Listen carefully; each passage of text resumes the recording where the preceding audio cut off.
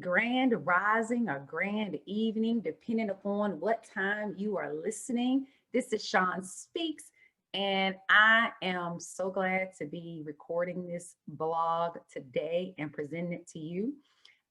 You can go over to the website at freeyourthinkingmind.com if you want to read the blog.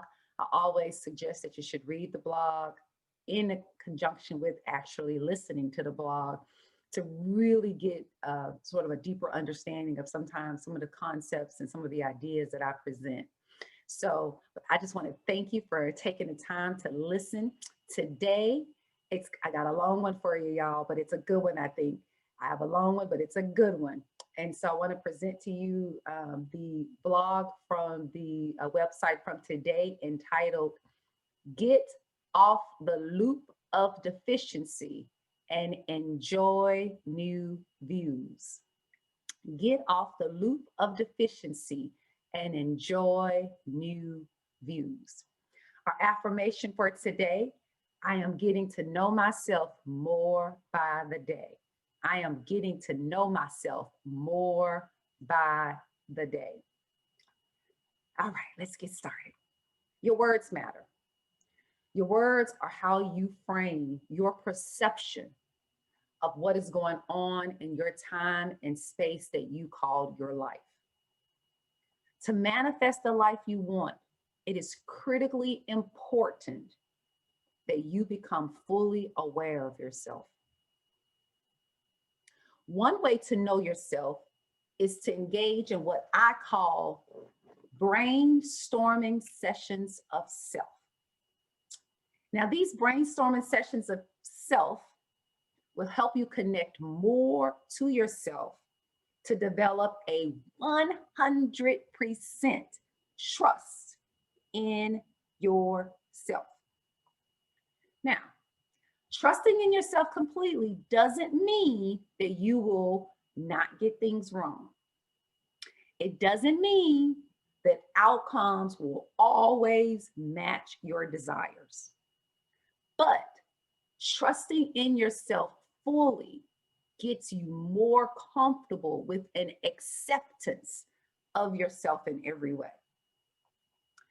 During these brainstorming sessions of self, one question that is extremely critical to ask yourself is, what do you want? Now, as critical as I think that question is during the brainstorming sessions of self, I also believe that term is fatalistic in the being phase of self. And I'll explain to you why I think that later. Having an honest awareness of yourself is key to a powerful existence. Who you are draws into the time and space of your life who you are. Let me repeat that. Who you are draws into the time and space of your life who you are. For example, if you are a person who believes in the abundance of life, then abundance shows up with you no matter your financial conditions around you. You have an inner knowing that abundance is who you are, and your life reproduces from this seed of abundance. But sometimes many of us are not aware of who we are because other people's voices of lack, poverty, shame, guilt, and insufficiency have created patterns in our minds. The only way for you to become aware of these unwanted patterns is for you to start to brainstorm yourself in a very intentional way. And then to begin to connect with those wants by first recognizing them and then understanding why you have these wants in your life in the first place. You could have been trained through subconscious programs encoded within yourself from movies, religion, social conditioning, politics, media, family dynamics, to actually want for something that you already have or that you already are. There is some part of you that senses something is missing or something is not being fulfilled. This is why we say things like, I want a better relationship. I want financial freedom. I want more time. I want more intimacy with my mate. I want more communication. I want more money, or I want to be a different person. Have you ever made similar statements like those? We make statements like these, I think, because we are subconsciously on a loop of deficiency in our being. An ocean doesn't want for water. An ocean is water. We don't know who we are. And for some reason, the world around us doesn't want us to know who we are. When you engage in these brainstorming sessions of self, you take a deep dive into you and your interface of yourself with life. You evaluate every aspect of your expression of yourself, whether in area of relationship with others, love, health, marriage, wealth, money, politics, you name it. You begin to intimately get to know yourself during this process. If you are doing a deep enough dive into yourself, you should begin to ask yourself, why am I wanting this? Why am I wanting that which I already am? Everything in life as we see it was born from an inner expression of a knowing. To give outer expression of this knowing, you have to marry yourself to be who you are. When you come to a place of marriage or interconnectedness with yourself, this is where you move from wanting to being, from wanting to having, from wanting to experiencing. Remember, wants imply deficiency. Wants are an indication that you haven't merged in some aspect of your possibility of being. Once you merge your wants with who you are, you begin to express yourself more sincerely. For example, let's take romantic relationships.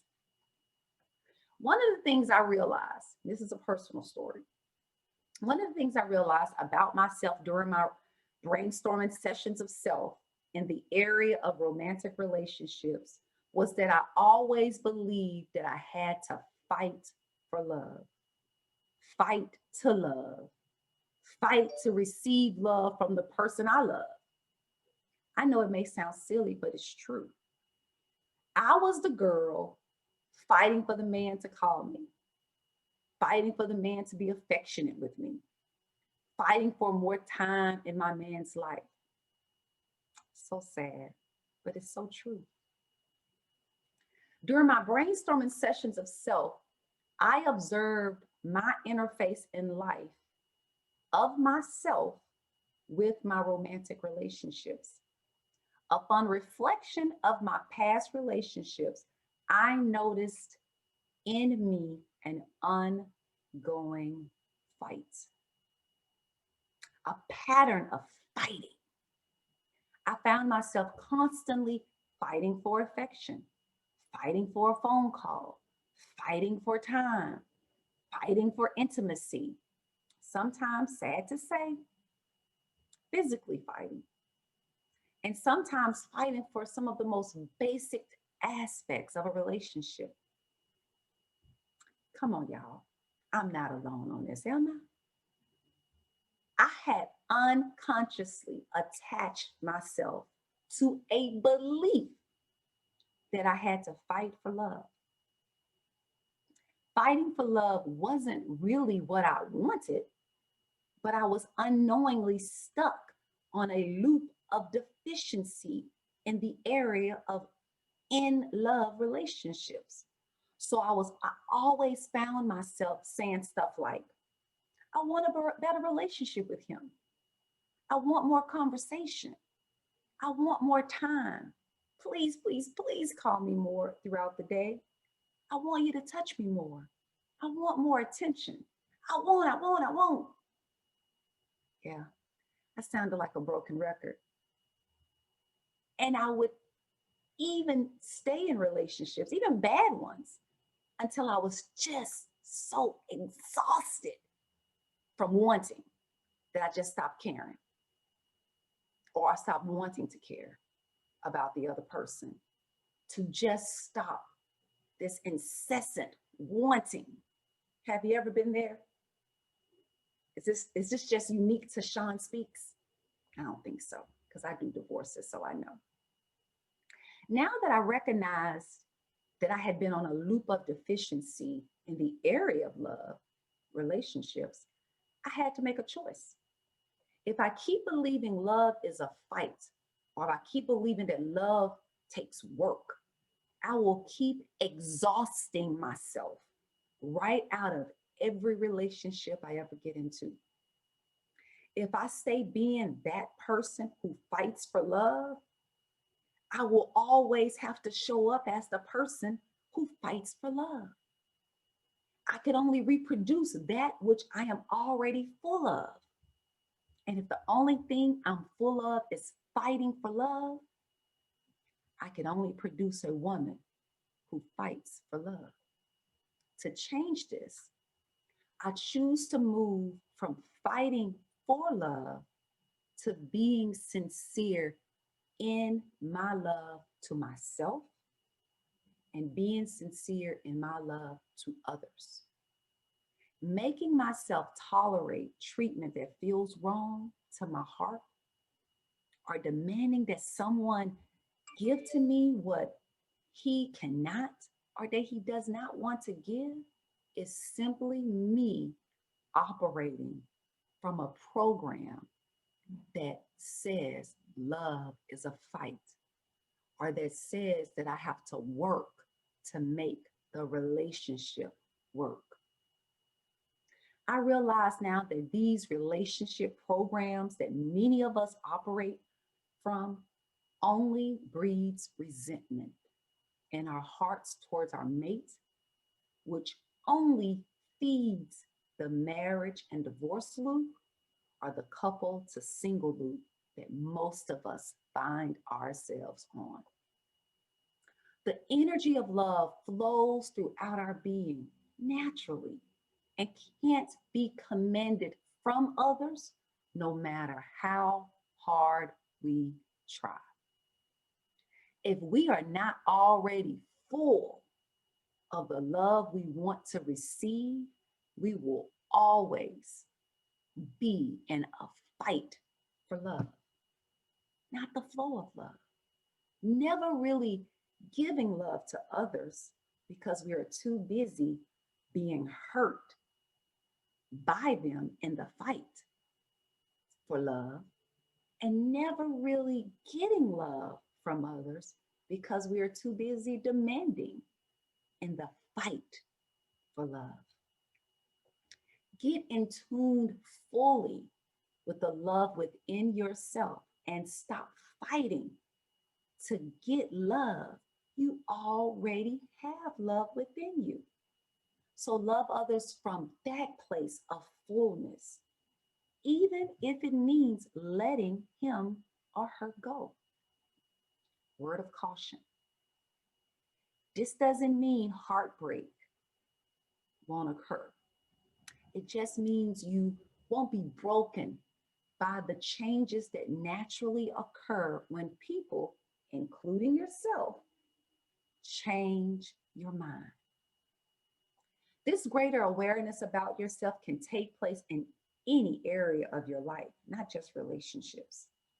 So you are no longer going to say, I want prosperity, because once you interconnect with being prosperous within yourself, there is no need for you to want for prosperity anymore, because you are prosperous and you create your life from a place of prosperity.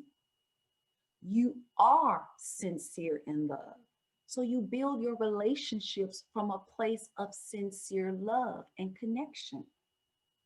This is not just wordplay, but your words matter, because once words are interdefined and believed, they give meaning about yourself.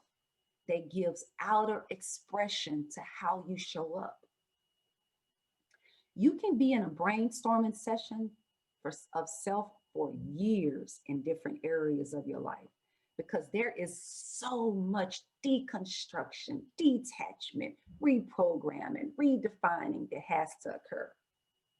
For example, some of us have become attached to being poor, to a mind of never having enough. So we live our lives from a place of financially not having enough, from a belief of financial insufficiency, always robbing Peter to pay Paul. I'm sure you've heard that before. This is a hard money mentality to break from. Life is always an interplay of your interface, i.e., your belief about who you are in any particular area of life and how you show up in that area. You are always the one that shows up, and you show up in the belief of who you are. So if you continue to show up in the belief of being impoverished or disenfranchised, then you have to understand that you can't do anything else but perpetuate that in your life, because you can only perpetuate that which you are. Practice pointer. Once you become more aware of yourself, I think that it's critically important that you actually move from an awareness of wanting to an awareness of being, to an awareness of experiencing. And this is where I think repeating affirmations throughout the day, every day, can become very, very beneficial. We are always affirming. Trust me, you're always affirming something, right? So if you're going to be affirming anyway, you might as well start affirming in a more intentional way. So you can start to merge your wants with your being. Some examples of affirmations that I've said, and I'll share with you, are I've said things like, I am wealthy in mind and being. I am the person who gives and receives sincere romantic love. I am the person who has loving connections with people. I am a high performer in all that I do. I am a person who perfectly expresses herself in communication. I'm a person that lives in a beautiful home, indoor and outdoor living spaces with views to my liking. I am a person with financial ability to enjoy luxurious experiences. I am the person who speaks to thousands and millions of people. I am the person who inspires others to connect with themselves, to build themselves up from a place of abundance, not deficiency, to build themselves up from a place of perfect self-expression, not guilt or shame, to build themselves up from a place of joy, not pain, from a place of excitement, not anxiety, from a place of freedom, not distress, and from a flow of love, not a fight for love. I am that person. During your brainstorming sessions of self, you are intentionally bringing to your conscious mind subconscious patterns that have you on a loop of deficiency, producing a life that keeps you wanting. Knowing your wants are critically important because it is knowing your wants that you can begin to recognize your disconnection with your greater self, and you can begin to construct more aligned affirmations about yourself. Once those wants are exposed and you begin to understand why you even have those wants, you will eagerly begin being who you are, and who you are is always enough. I want to share one of my personal journal notes that's in my journal that I wrote down. And it specifically is a journal note that I wrote today that I want to share. Sometimes I come up with words for the day, and that'll be my theme word for that day that I'll focus on. Sometimes I have theme words for the month because I find myself focusing more on the same word. But today, my word for today is creative. And I wrote, all that I do today, creativity permeates throughout my efforts, my actions, my heart, and my presence. No one bosses or dictates my fate. I created by not concerning myself about outcomes outside of my creative power to respond, to adjust, or to change it. I am learning to decrease the use of the word want or need from my vocabulary because want or need implies lack or deficiency in my life. I only explore my wants and needs during my brainstorming sessions of self so that I can become more aware. Once I am more aware of who I really am, I merge into the greater awareness of myself and commence being a greater expression of myself in that way. And in this phase, I began being all that I am, and who I am is always enough. Our affirmation for today, I am getting to know myself more by the day. Thank you so much for listening to the audio broadcast podcast brought to you by freeyourthinkingmind.com. Go over to the website and subscribe to the blogs if you have not. If you are watching me on YouTube, definitely hit the subscribe button and subscribe to my blogs, my podcasts that I have coming out. Also, if you are on Facebook, go over to my Juneteenth Blackout Facebook group and be sure to become a member. We have partnered with nopurpose.com, and they are offering 15% off if you use the code Blackout for the month of December. And in addition to that, No Purpose is also going to be making a donation for every purchase to the Restore Eudora project, which is a project of people in an area that has become a food desert in Eudora, Arkansas.